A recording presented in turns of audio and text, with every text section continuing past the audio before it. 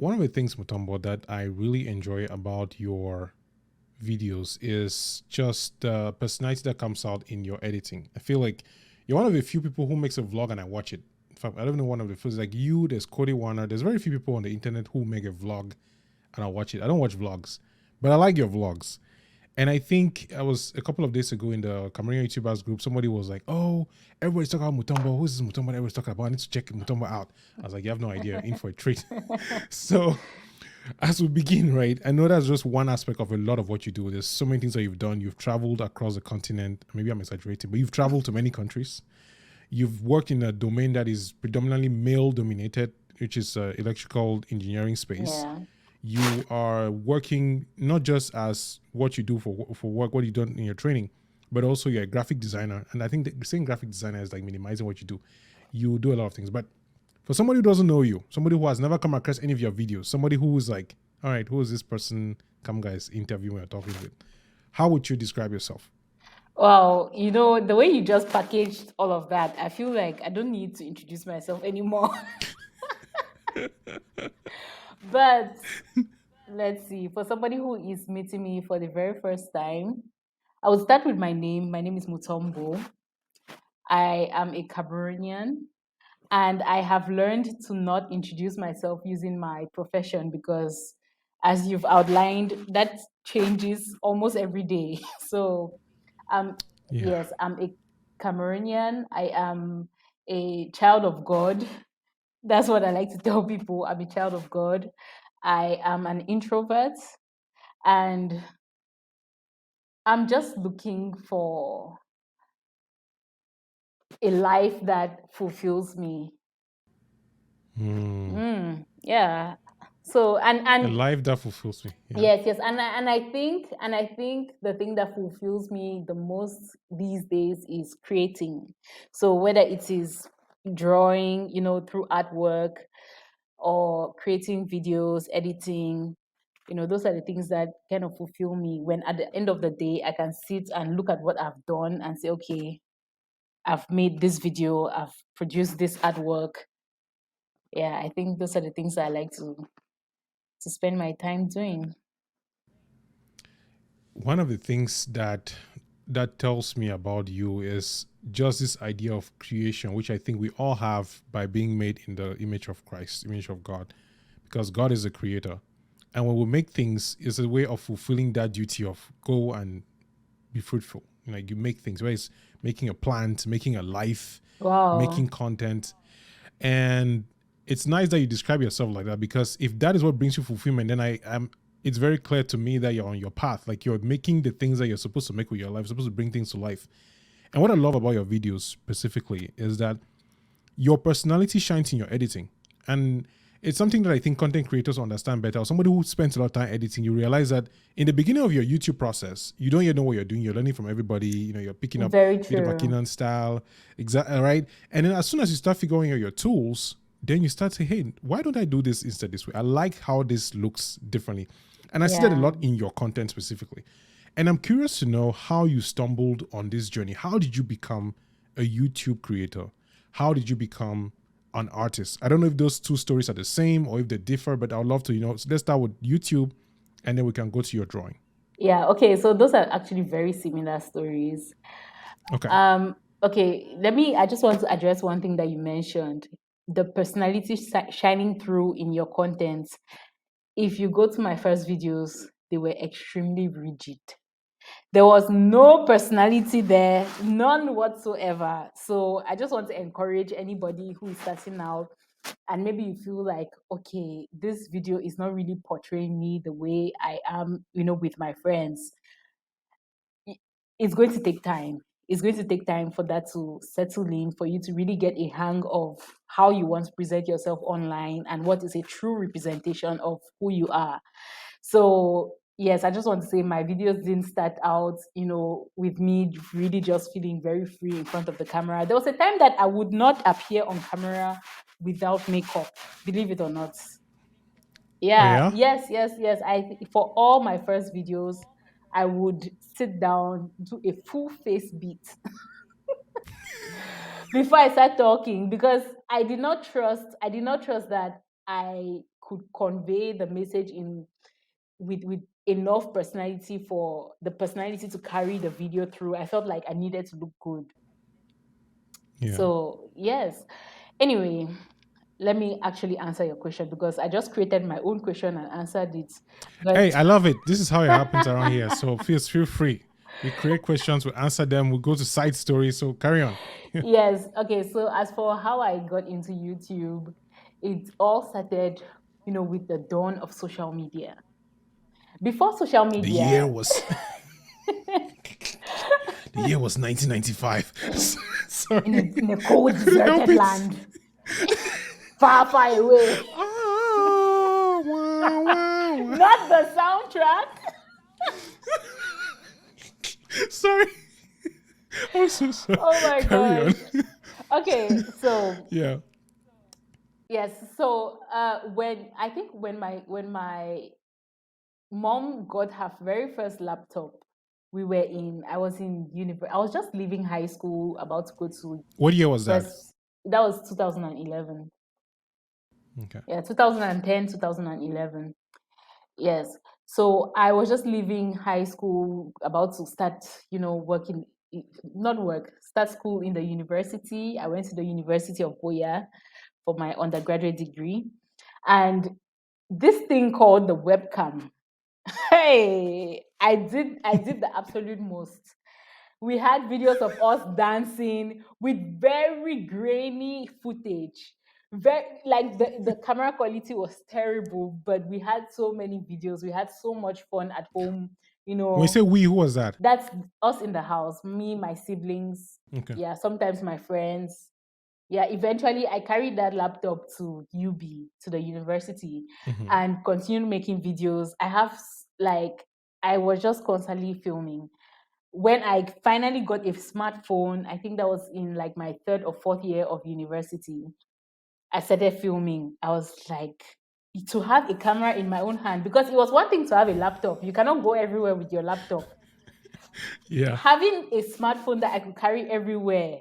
Oh my gosh, my classmates, they were literally just tired of me because people are studying in class and I'm in their faces like, so what did you think about today's class? So what did you think about what the teacher said today? I have all this footage. If you want, I can even send you some of this footage. Like, Yeah. yeah, so eventually I joined Snapchat and started sharing just my day-to-day life on Snapchat. So this is like for Yeah. a few years down the line. And people started texting me, messaging me like, you share so much, you give restaurant reviews, you always give tips, like if you're in Douala and you want to do this, come to this place, or don't come to this place. It would be Yeah. good if you package all of that into YouTube videos. But at the time, I just felt like, YouTube, it wasn't cool to be a YouTuber at the time. So I was like, No. would I really take my time to do this? But eventually I said, okay, no, let me just try. I tried it and I fell in love. And since I put up my very first YouTube video in 2019, I haven't Yeah. stopped. 2019? Yeah. That's like just how many years ago? It's not even up to, it's just That's like four like 4 years yesterday. ago, 5 years this year. That's 4 years ago. Yeah. I thought you were going to say that, yeah, since 2012 or something. Oh, sorry. Wait. No, 2012. No, no, no, no. That No, I 2019. didn't I No, didn't even I'm have actually, a yeah. smartphone in 2012. I didn't even Yeah, have I'm a genuinely surprised. yeah. For some reason, I've always thought that you've been online for like 80 years. Oh no. No, dude. Okay. So when you started, how did that feel like that first video? Do you remember what it was? Some people usually say they had like nerves. They were worried about what the world was going to say. But it seems to me that you already had some practice. You sort of already enjoyed making videos. So Exactly. it wasn't that big of a deal for you. Exactly. I used to these old videos that I have been talking to you about, the ones that we made, with the webcam and all of that. I used to edit Yeah. those using Windows Movie Maker. I remember And those Movie Maker. And Windows Movie Maker used to export in a format that you could only play on your Windows computer using Windows Media Player. WMV. That was the Yes. format. Yes. So you couldn't really share those videos with anybody. And there was no converter at the time that you could use. Exactly. Or you would have to find an online converter, and then the internet connection at that time, we were Internet. on 3G. It was a struggle on all fronts. Yeah. Yeah, so wow. You know what? I haven't thought back to those days in Yeah. a very long time. Just this conversation has really taken me, back and really put me in that position. And I'm looking around and seeing all the things that we did, and all the tools that were available to us then. What are some of the other things I did during that time? Because I know that there was like cyber cafes. People go and spend. I used to go and spend the night to go and download movies and things to watch over the night. But I don't think that's something that you did. So I'm just curious how you were able to do the internet at the time. How was that like? Okay, so fortunately we were UB girls. So there was this there was this service called, was it Speed Cafe or something? Speedwave. Speedwave. Oh, there you go. Speedwave. Oh my gosh. We would go and Yeah. buy minutes from them. And then, Yeah. yes, so for those of us who lived near their hub, it was, Yeah. yeah, we used to get the waves very strong from them. The signal was very strong from our rooms. But I know that not every university room had, very good signals from them. But I was lucky, so I was able That's to, right. yeah, use them. Wow. Yeah. And I know that that was just the beginning of your journey.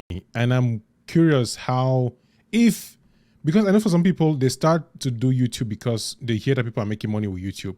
You started doing YouTube because you just enjoyed making videos and you had fun doing it. And Yeah. other people recommended, hey, why don't you do that and package it? Did your reason for starting change over time? Did you add other things on your journey, or has it remained consistent for you? What would you say has been like? I think it has evolved. Because when I started, especially when it was just for social media, just for Snapchat, I really didn't have to put a lot of work into it.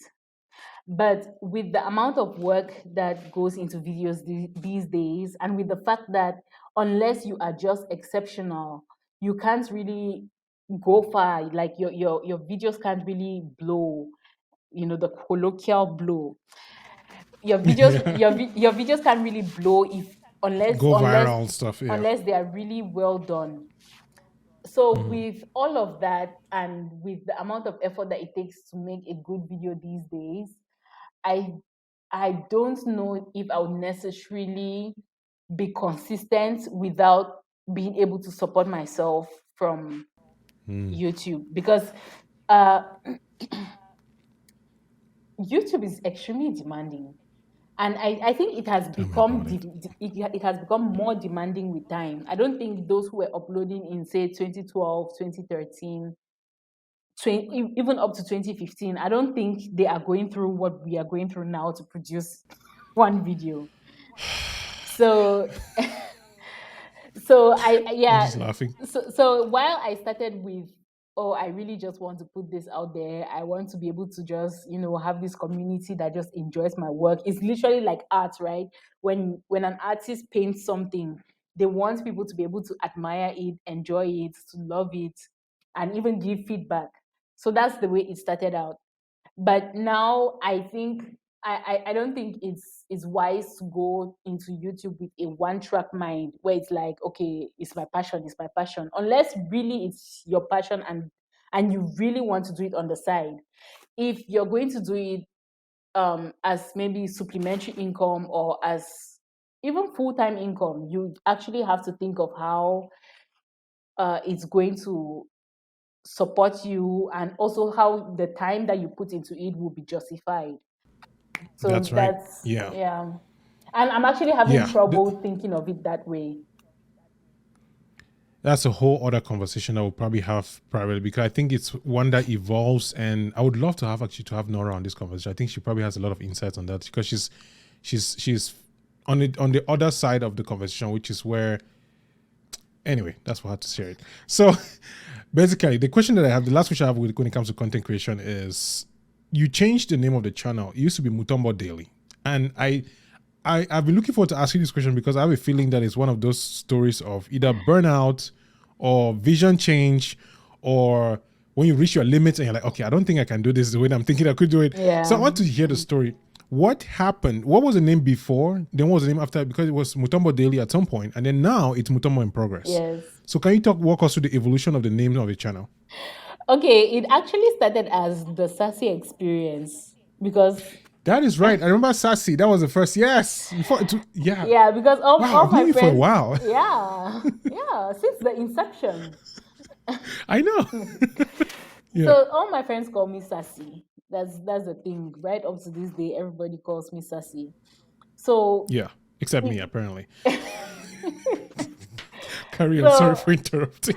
Yeah. yeah, so at the beginning I knew that the name the Sassy Experience wouldn't go far. I knew that I wouldn't use the name for long because it just sounded like a high school thing, like the sassy girls, mean girls, you know, it sounded like Bunch of that. And teenagers. yes, so I knew that eventually I'll have to find a name that I could use long term.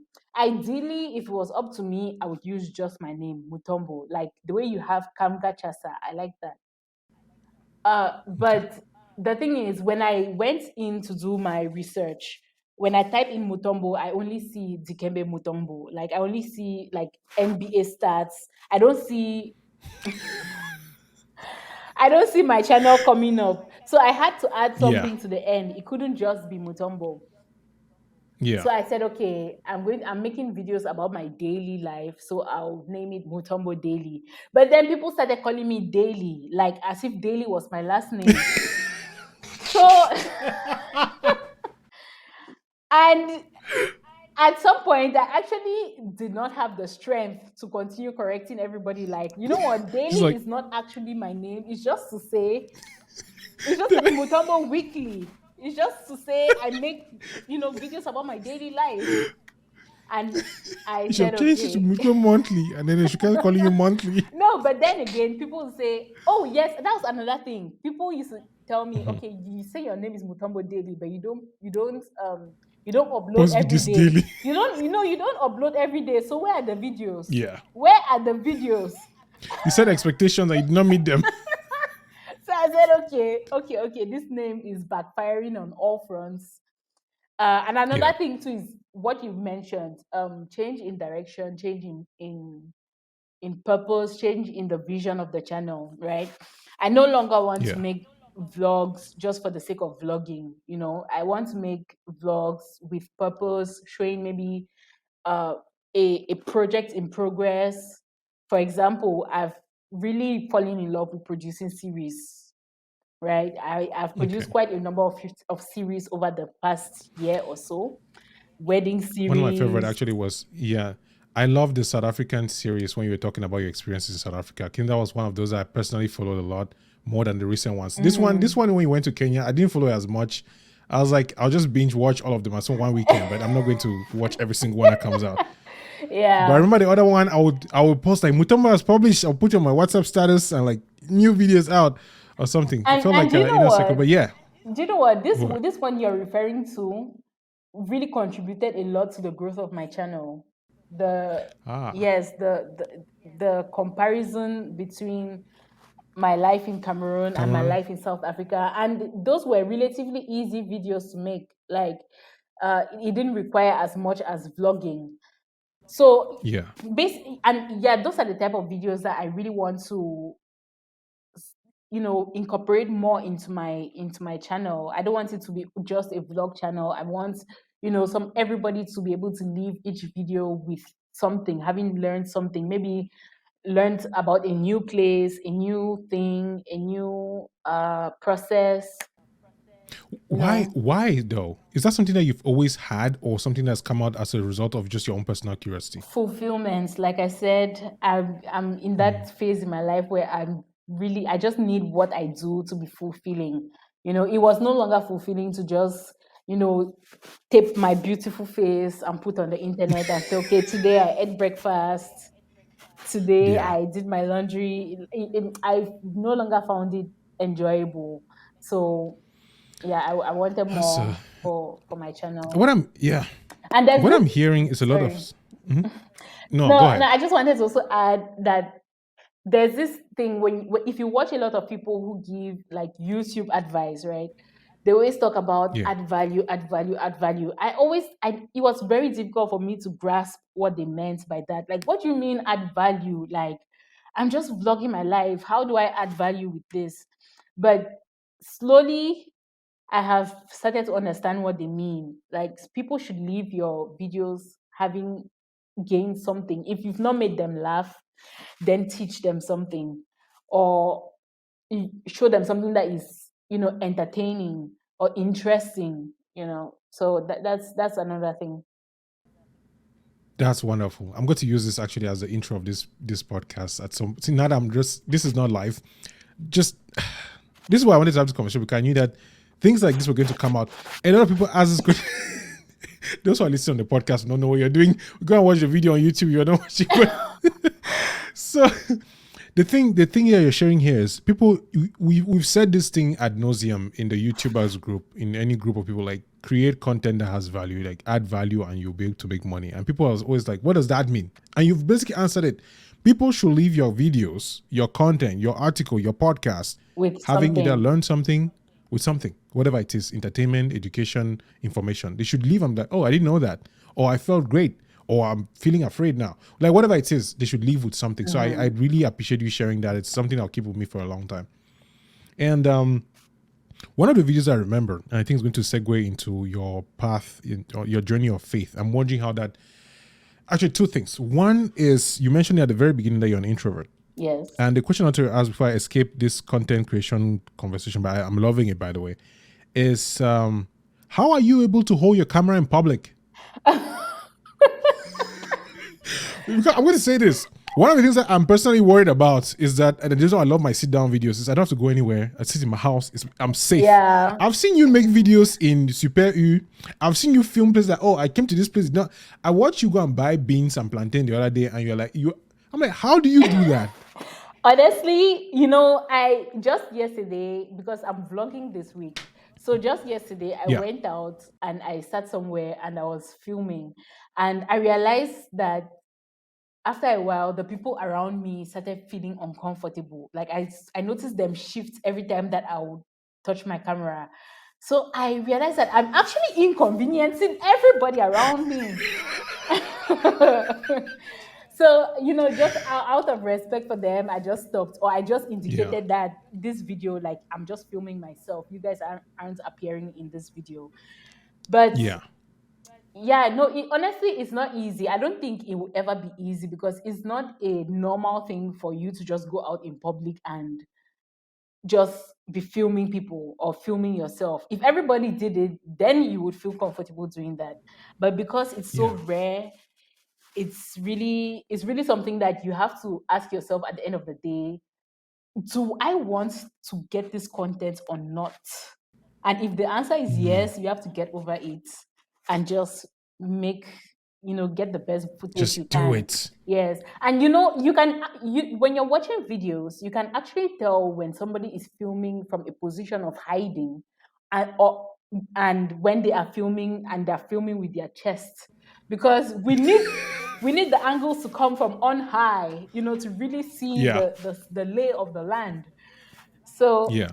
yeah, so it's something that is a fear that you just have to get over and just decide, okay, I want to take footage of this street. I need to actually remove my camera and get footage of this street. A hack that other people do, something that other Yeah. people do Give is us. they Yes. use stock footage. Like, I've been seeing people using a lot of stock footage of Douala, or of whatever city they Yeah. are, filming from. And I guess Yeah. that works as well. But Yes. So it's fake yeah. news. But but that's a great tip. The question you asked, like, do you really want to get this content or not? Because Yeah, at the end of it, you have to ask yourself, what's the worst that could happen? exactly. Would somebody come and take my phone? Like what you did, telling the people, hey, I'm just filming myself, you people should be fine, making Yeah. sure that you're safe. And I guess the more you do it, the more you get comfortable, and the more people recognize you. Like, oh, that's that person who does videos. No, she's fine. Or Yeah. and I'm also guessing, have people ever come to say, hey, your film, what's the channel name? Have you come to check it out and things like that? Has that happened? A few people have asked me, oh, what they asked me is, are you a TikToker? because I guess that's what's popping now. But I say Yeah. no, I'm a YouTuber, and they say, oh, Yeah. okay. Uh, Okay. yes, yes, just a few people, And do you not many film it? people though. Okay, I mean, it's, but I guess that happens even only in Cameroon. But that's beside the point. I'm curious to know. One, you're able to film wherever you want, or at least most of the time. One of the videos I remember that stood say with me was one that you filmed in Bamenda. And I think this one's going to go a little bit personal. So forgive me if it goes to a place where you don't want to go. I remember you filming this video in front of the house and you were explaining how much you struggled to film that particular video. And I don't know if you remember the video Just go in on. Bamenda. Yes, it was you sharing your struggle with not knowing where the channel was going and just the difficulty of just life in general. Oh, yes. Yes, and you were being vulnerable and you were sharing this difficult thing with this, in public. First of all, as you're filming, and also editing that video and putting it out there on the internet. And I'm wondering because I want to find out from you how this process has been. In the beginning, you started because it was fun, but now you have come to share these very heartfelt moments, these difficult situations, like whether it's Yeah. comparing countries or sharing what you've learned when you and your fiance, I'm giving the cat out of the bag, got engaged, and what you learned and what you're learning and all these things. And I'm just wondering how you get to that point as an introvert, as someone who has, I want to imagine, had to assert herself in many spaces. Yeah. How do you find the courage to share yourself like that with people on the internet? How do you find the courage to just be open? Do you know what? It's actually very difficult, up to today. Like as we sit here and we're talking, there are times when I go back and I look at some of these videos and I'm like, no, this is too personal. People can use this against me. uh Sometimes I actually feel like I'm putting myself too much of myself out there. I remember the engagement video. I shared my engagement video, the whole process of how my fiance proposed to me and everything. I shared that on my channel, but there was a version of that my sister had compiled and put on Instagram as well, and she tagged me. And after a while, I went and untagged myself from that video because I didn't want that video to be on my uh on my feed, on my Instagram feed, because I just felt like Yeah, that's just too personal. It's you know, so anyway. That's just to say it's something that I struggle with all the yeah, time, and I've realized that it's also a way of protecting yourself, because the yeah. more of yourself you put out there, the more people expect. Oh, That is powerful. yes, yes. So if, for example, now I mention my fiance, I shared the engagement. If, say, we go 2 years and I don't mention him or anything on the channel, people are going to ask, like, okay, so what's up with that Tell me, situation? What's going on? you're preaching to the Meanwhile, choir. if if I had never mentioned him or never put, that type of content out there, people wouldn't Yeah, even think to ask. So 100%. it's just something that I'm just learning to tread lightly. Sometimes I put things out there and I regret, and I'm like, I not because anybody has said anything or done anything, but because I just begin to feel vulnerable.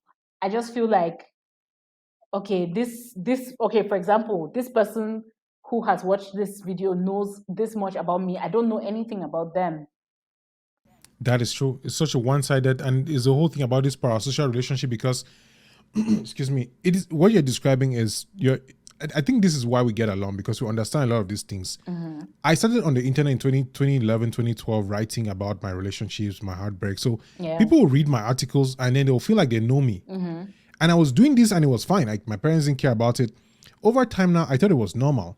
Then I got married and then I realized how that was impacting my marriage. Hmm. And then the marriage ended and I was like, okay, now I have to tell these people that my marriage is ending. Yeah. like if I didn't tell them in the beginning, I would not have to be telling them now. Yes. I felt this responsibility to share because I had already crossed that line. So I think that's one of the best things that we can tell other people is don't cross lines that you're not willing to come back and say, here's why I did it. But the thing is, those are the best stories, though.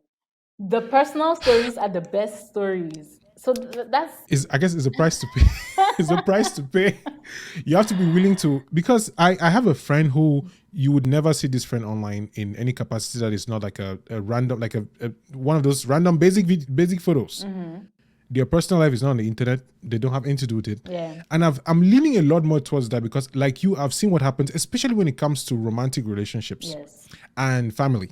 I think I used to not have a liner. I've drawn my own personal line. I'm not talking about my partners. I'm not talking about my family. I'm not talking about these people. I'm just, no. You people know all the books that I read. You people know all my problems that I have at work. But my family is, don't, that one, we'll not talk about it. So I think what you're sharing about the fact that it still stays the same is really relevant for those who are thinking that you can just use your personal stories as clout. Exactly. And also your personal stories are not just about you, you know. That's right. Sometimes other people might not be as comfortable with having, Good question, information actually. How about is Vincent themselves. handling all this? How has Vincent handled all of this evolution? Because anybody who's in your life knows that you're going to vlog about them at some point. Yeah, but I don't know if Some you've level, yeah. noticed. I don't know if you've noticed. The only thing that you ever know about Vincent from watching my videos is his name and the fact that he's my fiance. Yeah, You that's it. won't He just know, drives you you won't around, and know that's where he you don't know works or anything what else. he does. Like, I don't put that information there because I'm not ready to shoulder that burden, and I don't want him. I don't also want to put that burden of being in the public on him. Yeah, So yeah, that's right. and he's the type of person who he doesn't even have Instagram. He's not a social media person. So Person. I don't want to How did the non? drag him into this world. And I love it that way. I really love it that Yeah, way because yeah. and yeah, it's for that reason that I'm never going to ask how you guys met, because I think that's your story to keep. What I'm going to ask though, because one of the things I wanted to talk about when it comes to your faith was just relationships in general. And so far, what I'm hearing is that you protect your partner from this social media internet thing, and you respect their boundaries, you respect their privacy, Yeah. and I think that's a wonderful thing. And I am wondering how you have been able to work together for the past how many years? Many years, I guess, more than 5, 7. I believe. Oh my 7 years. gosh. Today's our What is it a long anniversary. time? No, today's our anniversary What? and we both forgot. Oh my gosh. Yeah, I'm we've keeping been this together recording for that long. posterity. Oh my. Congratulations. Thank you. Well, at least now you're engaged, so Oh so we my should be hearing goodness. Wow. Anyway. this is wonderful. This The good this thing is that podcast just gave neither me the of us feels. is going to be pissed with the other person because we actually saw each other today and nobody wished the other happy anniversary. So nobody can You hold just it forgot against about the it. other. Yes. So yeah, let's move on. Oh man, how do you get to that point in your relationship? How do you get to this point where you're able to not care about anniversaries? And especially as one who is pursuing this journey of faith and fulfillment. I guess my question is this: is you already made a video talking about what you learned, so those who want to watch, you can go and watch that video. It's definitely on the internet. You can watch about what you learned during your relationships, and even the engagement video. And what I'd like to find out, especially for me, because I'm on this new journey of being a Christian, and I would also learn from those who are ahead of me on that path, which is to find out, how do you merge your faith with your relationship? Why are you opening your eyes like that? Because you said ahead of you in that past. Because I don't know what you mean by ahead of you. What I But mean is that you're closer to God than I am. oh my goodness, don't even try that. Hey, Okay. so first of all, everybody's on their path. There's no competition anyway. So Exactly. you're right. Yeah, for me and those who are we want to have relationships, but we also want to do it the right way. What has your experience been, and what are some of the things that you've learned along the way that you think people should keep in mind when they're wanting to build a faith-based relationship with someone that they care about? Yeah. So okay. So the first thing is the person that you are getting into this faith-based relationship with should actually believe in God, because um no, Duh. yeah, because sometimes Yeah. we like to swim against the current, right? You're trying to have a faith-based relationship with somebody who doesn't even believe in God. Like I personally don't see how that can work. But there are people who, get to maybe convince their partners to, join them in their faith and join them in Christianity. I don't Really swimming know. against the current. I can't really comment on that because I've not really Yeah. gone through that whole process of, you know, trying to I get think it somebody was else to Paul. be with us. Yeah. Paul mentioned something about how it's I think it was second letter to Romans or Corinthians, where he was explaining the idea that if you're already married to someone who's an unbeliever, you don't have to leave them because you might be the one that actually brings them to the faith. So I understand what you're saying. There are people who are able to convert their partners, their spouses to God. So it's Yeah. totally something that's possible. Yeah. Go ahead. Yeah.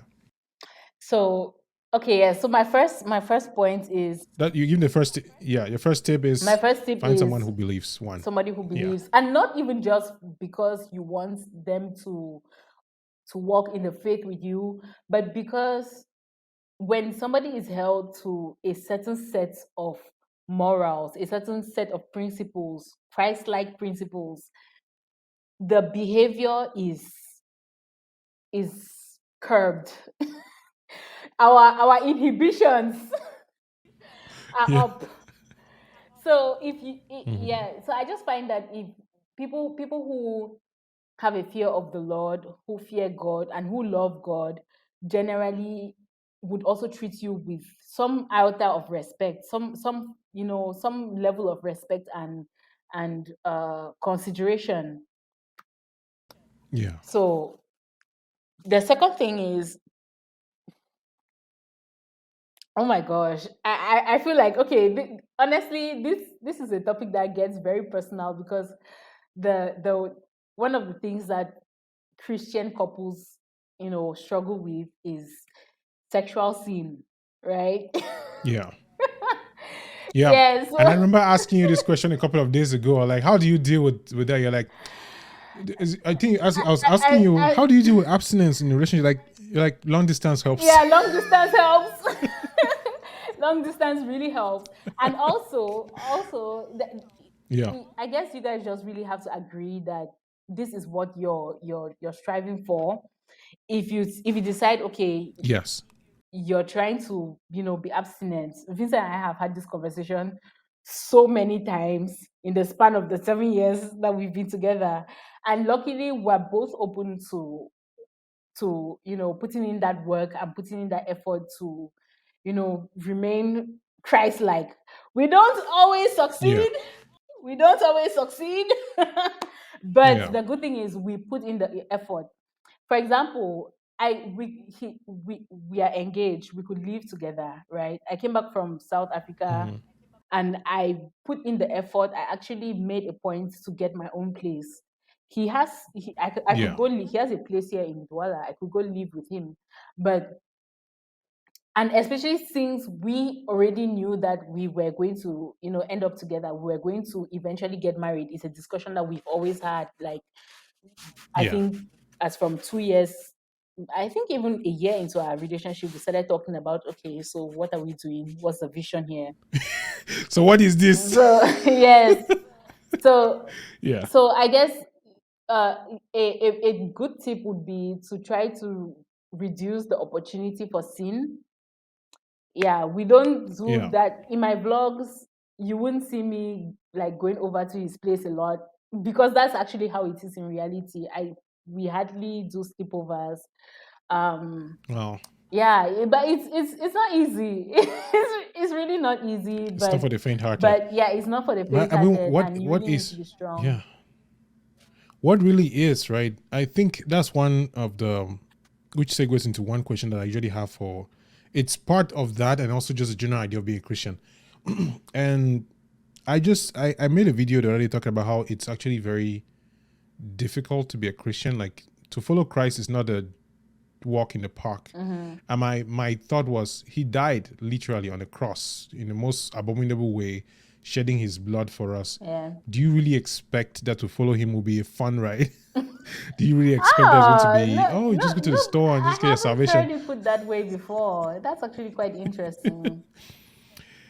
Yeah, I mean, Christianity was illegal for a while. People had to hide to pray, to hide to profess their faith. Like Yeah, people were burned in history. that's why we So it's have like now people are martyrs. like, oh, exactly. Now we have to, we're just like, oh, I'm feeling horny, and you're like, yeah, that's part of the price to pay. Like, calm Yeah. down.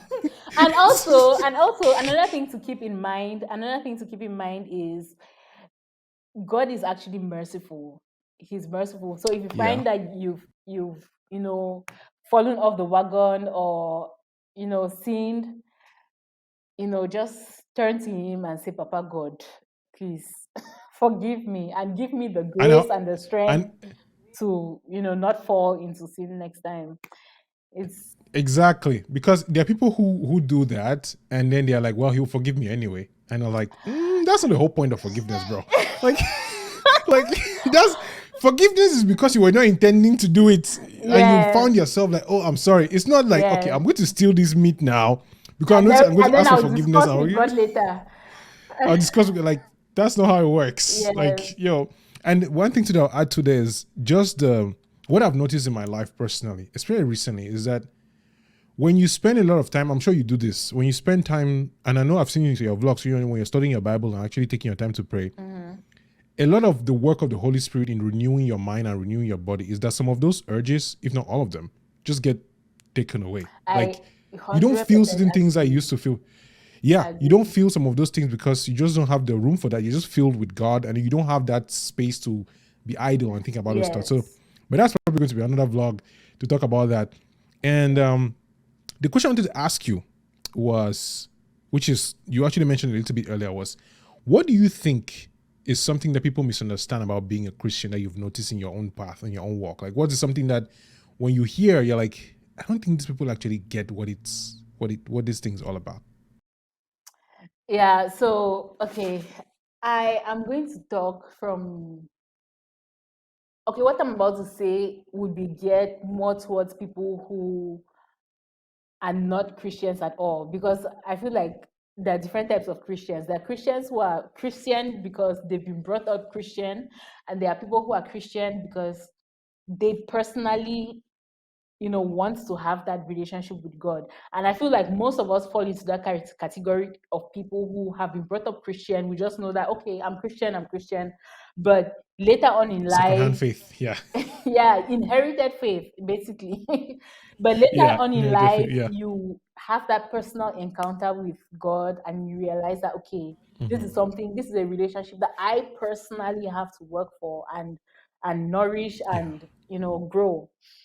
So my answer to this is mainly geared towards people who, you know, don't even believe in God at all. Because I have atheist friends. And I realize that um, they are, most of them don't really consider, Christianity because of the notion or the idea that they have about Christianity. They have the idea that it's this uh, is this restricting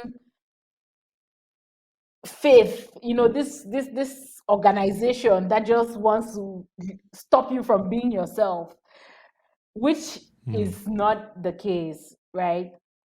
God says, come as you are. Basically, I think everybody who God's strongest disciples, the people who followed Jesus, with very fervently, were those who realized that they were accepted just the way they were. The prostitutes, the the thieves, the two Tax Jesus, collectors. yeah, Yeah. tax collectors. Basically, Jesus was nailed to the cross beside two thieves, and one of them right there and then acknowledged God as, Jesus as the Son of God, and God literally said, "Okay, see you later in heaven." And like Jesus, Jesus said, "See you later in heaven." Yeah. So yeah, so people will have to realize that God literally just wants you. He wants you to come the way you are. You don't have to go back and then see how you're shoving all your sins into a closet, make everything neat, tied with a bow before you come. And that's also advice I need to tell myself, Yeah. because sometimes I I fall into this, especially after I've sinned, right? I get into this space where I'm like, oh, I'm so ashamed to go to God right now. Wait. Let me first clean up my acts. Let me clean up my acts. Then I find that a day has gone by, 2 days have gone by, one week has gone by. I've not opened my Bible. Basically, it's really, it's a relationship like every other relationship. If you stay for 1 week, or no, let's say if you stay for 1 year and you've not spoken to your friend, you're going to feel awkward the next time that you talk to that person. So it's something that you need to constantly, hey God, how are you doing? This is what's happened, and this is the situation. You just have to keep that conversation open. It's literally, Yeah. it's love.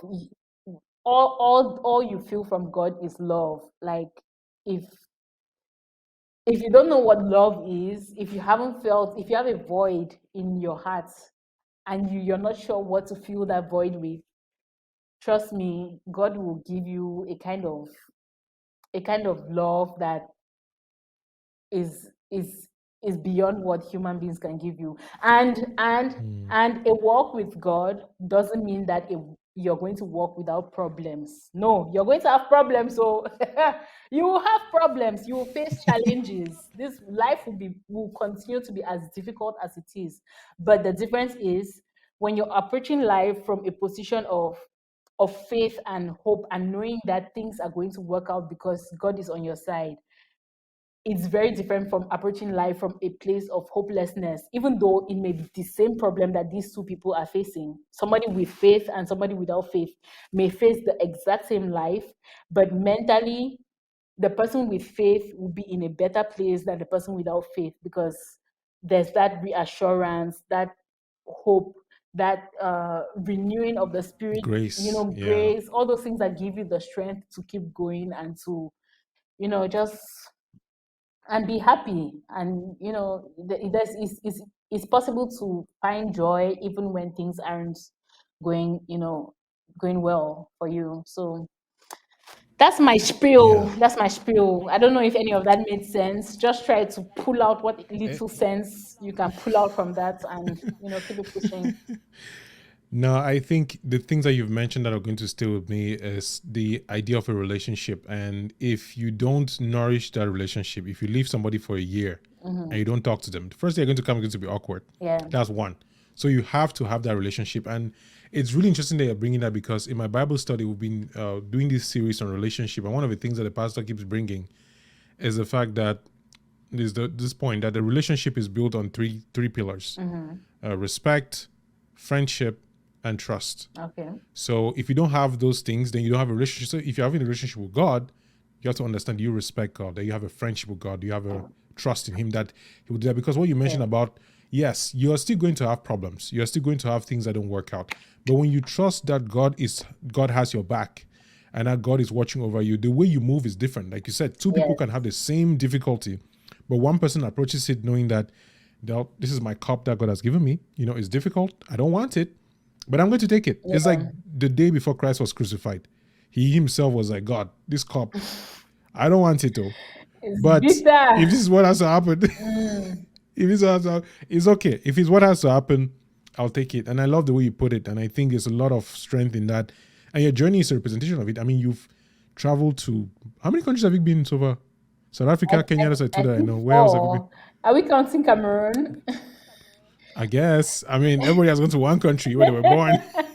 Yeah, South Africa, Kenya, Cameroon, Ethiopia. I spent 1 week in Ethiopia, when? Ethiopia. Okay. I want to say that doesn't count, but I have a soft spot for Ethiopia on my channel, generally speaking. Yeah, yeah, So, yes. Yeah. Yeah. And throughout your journey, throughout seeing all these countries, seeing these places, I feel like you've been exposed to different worlds. And what I'm hearing is this: it's like you're finding yourself in each of these situations. You're finding who you are, who God wants you to be, and then you're finding a way to tie in your interests, like your long loves of storytelling, visuals, fulfillment. You're still finding a way to fit that all in. And I would love to find out how your family has been when it comes to this aspect, because it seems to me like you why are you looking at me like that? I'm trying to find out how you've been able to carry this multiple interests, multiple this different way of looking at the world. Because usually people like you and me, we usually stand out in the house. Everybody's one way, and then we are just like, why is this one different? Why are you thinking that you're smarter than everybody? What's your problem? So I wonder if your experience has been like that when it comes to the way that you've carried yourself in the house and just your interests and work and stuff like that. Yeah, my mom always says, God gave me Ambara Joshua. Like he gave me so many different, like he put my hand in so many different pots, and I don't know which one to focus on. But yeah, so regarding my creative endeavors, my mom has always been very supportive, like from the get-go. She's the first to watch videos, she comments, she likes, she gives thumbs down on negative comments. Yeah. If there was a way for her to report people to YouTube to say this person said something negative to my daughter, people should take them down. Like it's basically Oh she man. hasn't discovered the report button. You know how you can report somebody Yeah. for harassment, and Yep. yeah. If that was the case, many of you would be down because anything remotely negative, she's on it, like She's taking it. dislike, dislike, Yeah. dislike, dislike. Anyway, so yeah, she's been very supportive.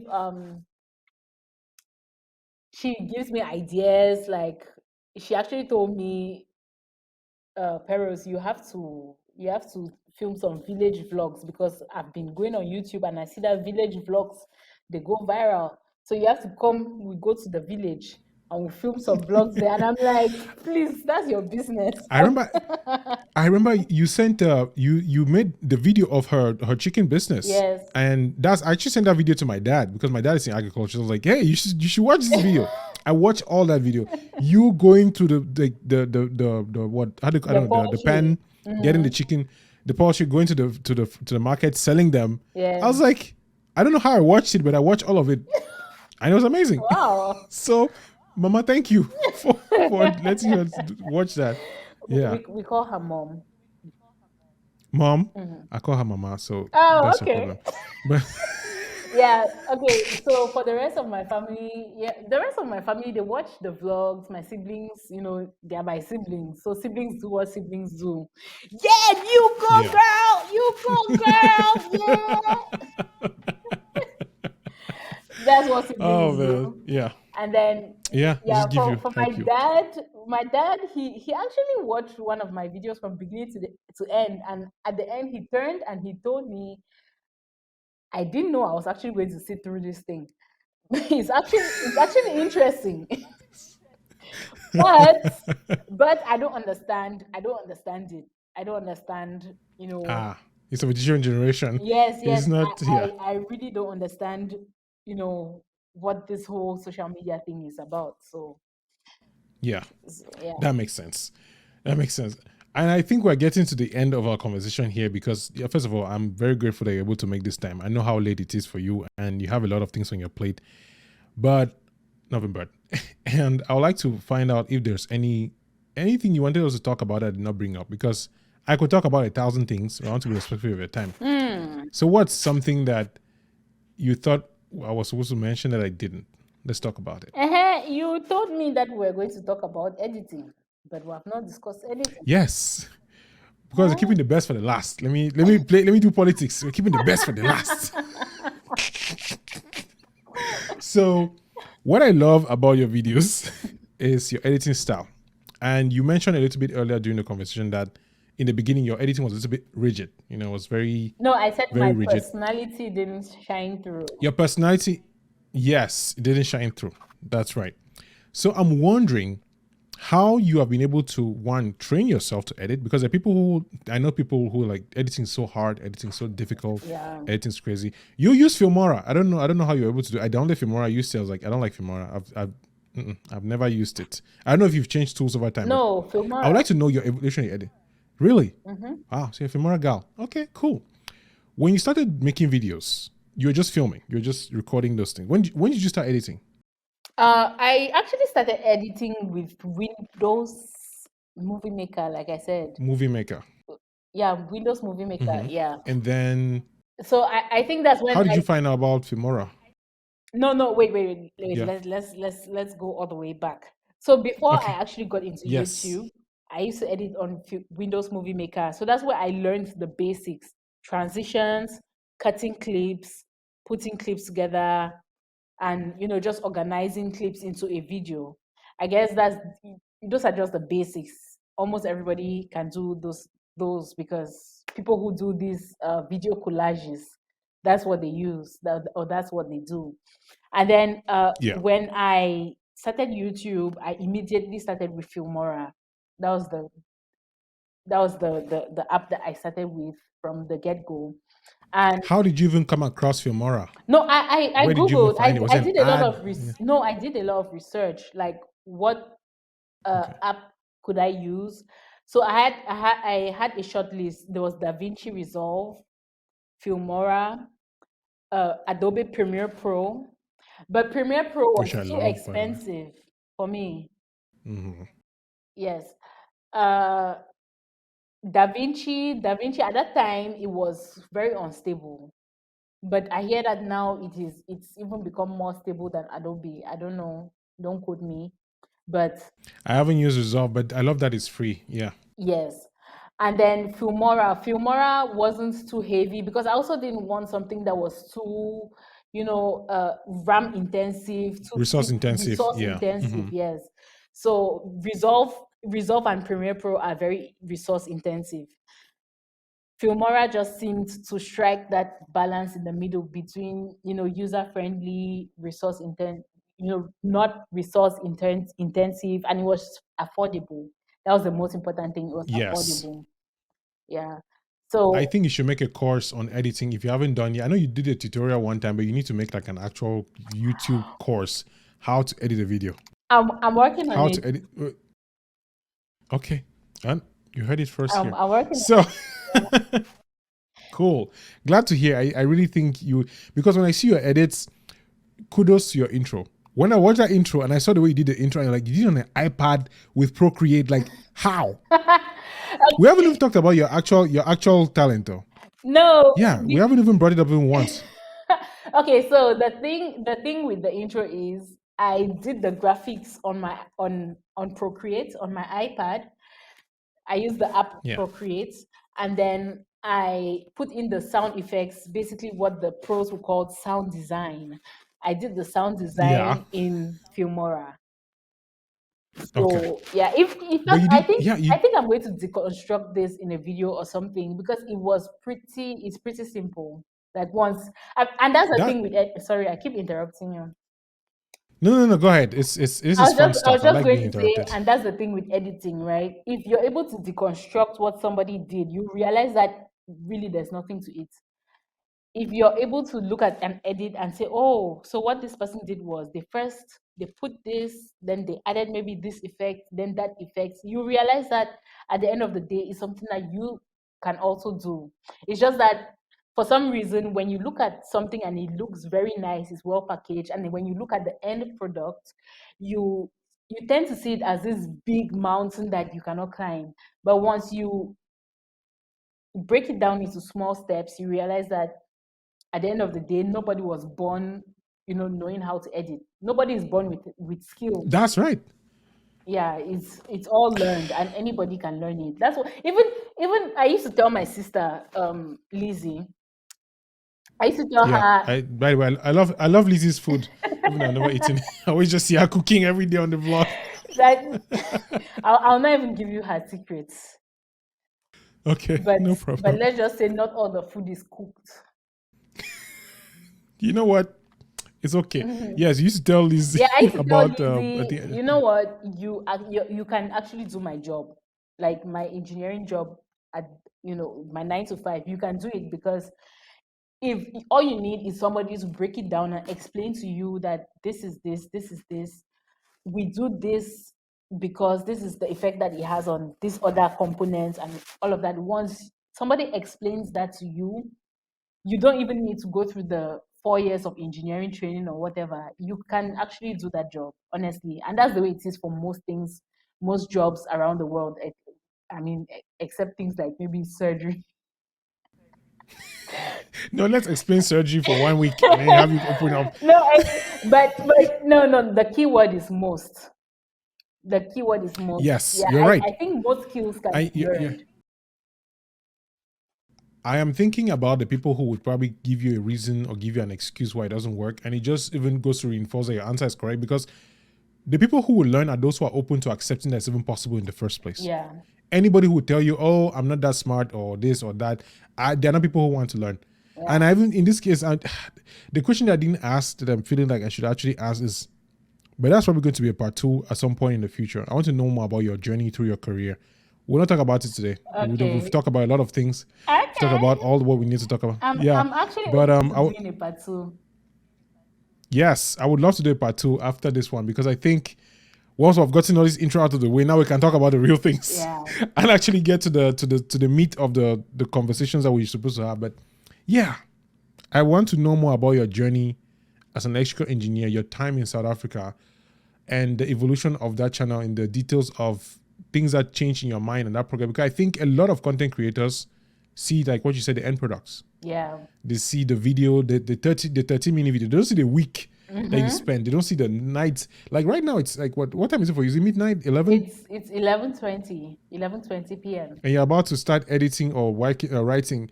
You're filming a vlog. So people don't see the work that goes into this. They just see that like, oh, why has Mutombo not posted a video this week? You're like, Oh bro, my you don't know what's gosh. happening in your life. Oh my So gosh. we'll we'll talk about all that in part 2. But the last question that I have for you, which I asked everybody on the podcast, is how would you like to be remembered? At the end of your journey, at the end of your life, what would you like people to say about you? Do you know what? I would like people to say I learned this or that from her, because I'm at the position where I don't know what physical thing I can really live on this earth. At this point, I have nothing. So I don't know what I can say. Okay, I've left this bag of money for my future generations. I don't know that I can say those words right now. But what I can say is I've taught this person so and so thing. Yeah, so I would like people to remember me by what I taught them or taught the world, or and I feel like my biggest asset is my intellect, basically what I have in my mind. That's what I can really share. So yeah, I think that's it. Awesome. Thank you so much, friend. We don't call each other by name. We just call each other friend. Yes, That's how it has friend. been. So I really appreciate taking the time to come here and have this conversation. And I look forward to a part 2. We'll talk about your engineering journey. I don't know when that will be, so I'm not giving any dates. It's going to be in the future, that's for sure. But for now, this has been really nice. Thank you very much for being here. And I think with everything that you've learned so far, everything that you're doing, and what you're working towards fulfillment, I'm very excited for your future. Honestly, I think there's just blessings waiting for you. All the cool things Ooh, happen, thank like the you. the marriage happening in a few, I don't know, months, years, whatever long it's going to take. When I see you and Vincent, like Vincent looks like kind of guy who, I know you pick a right guy for yourself. So you guys seem to actually really have good vibe for each other. So I'm excited for you both, and I think it's just going to be blessings. Of course, with the occasional sprinkles of suffering for a Christian life, but Yeah, yeah, it's inevitable, but it's we inevitable indeed. embrace it. Yeah. Thank you so much, Peros. Thank you very much. Thank you for having me. It's been a hoot. All right.